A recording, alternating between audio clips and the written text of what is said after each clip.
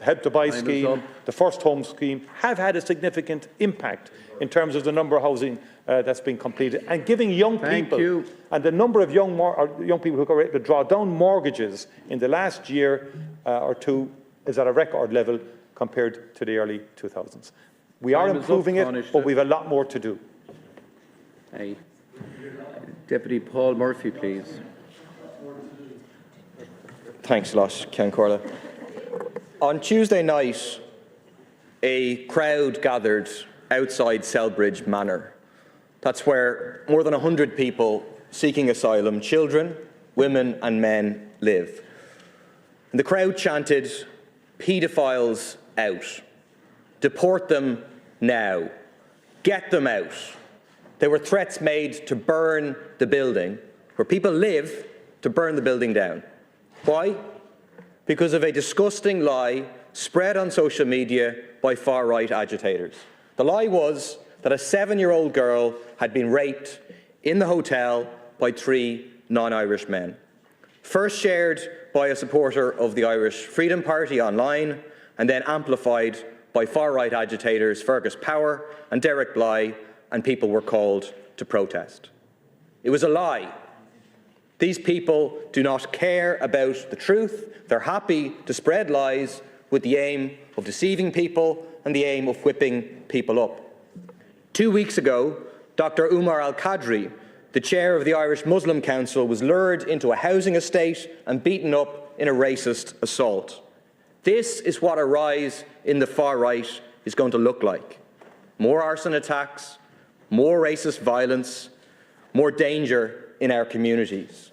The vast majority of people reject this. People know that responsibility for the housing crisis, the health crisis, the deep inequality in our society lies with the government, not with vulnerable people. That majority is represented by those who came out of their homes in Tallaght to help Dr. Al-Qadri when he was attacked, by those who warned residents of Selbridge Manor arriving home from work about what was going on and helped them get back safely. That majority will be on display this Saturday when more than 130 organisations have come together to organise a solidarity march. At 1:30 p.m.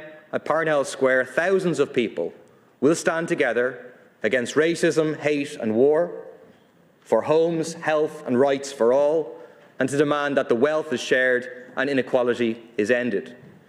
We live in one of the wealthiest countries in the world, but more than 4 in 10 parents have skipped meals so their children could have enough to eat.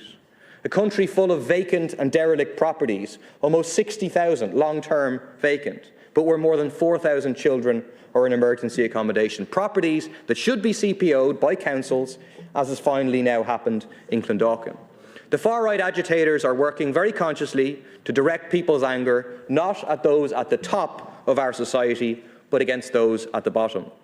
I have confidence in people coming out on Saturday, making their views known, but I have a lot less confidence in the government. What is the state going to do to protect people? Why did it take so long, more than a day, for Gardaí to issue a statement debunking the dangerous lies being spread by the far right? When they're spreading lies about imaginary crimes, why is there not an immediate response to tell the truth to people? First of all, I condemn without reservation the behaviour and activities of people at that location last week. And it's not the first time that malicious and false rumours have been spread about people seeking international protection. We've all heard those rumours, and they've been deliberately spread falsely and wrongly, and that stands to be condemned. The Gardaí are investigating aspects of that, I understand, in respect of false rumours, but also in terms of any attack on an individual. The Dr. Al-Qadri, that's shocking, condemned without reservation. And people came to help him, as you say, and I read that, and I think that illustrates that the vast majority of Irish people have no time for violence, for criminal behaviour, essentially. Let's not call it anything else. And that's why I don't feel it's correct or proper to just juxtapose, which you kind of did in your presentation, that with economic issues or political issues or issues around wealth distribution, which are fair enough issues any day in this House, but to kind of juxtapose that to the violence that you've correctly identified and condemned, I don't quite get that. I don't accept the juxtaposition either, because there are legitimate arguments to be had about the enterprise model we have in this country, with strong social protection in the country, with strong social interventions in this country. The state intervenes a lot in Ireland to protect people, either in housing or in health or in social protection, and we've intervened a lot in the last 2 years because of the cost of living increase. But our economic model, I suggest, is a better model than the one that you advocate.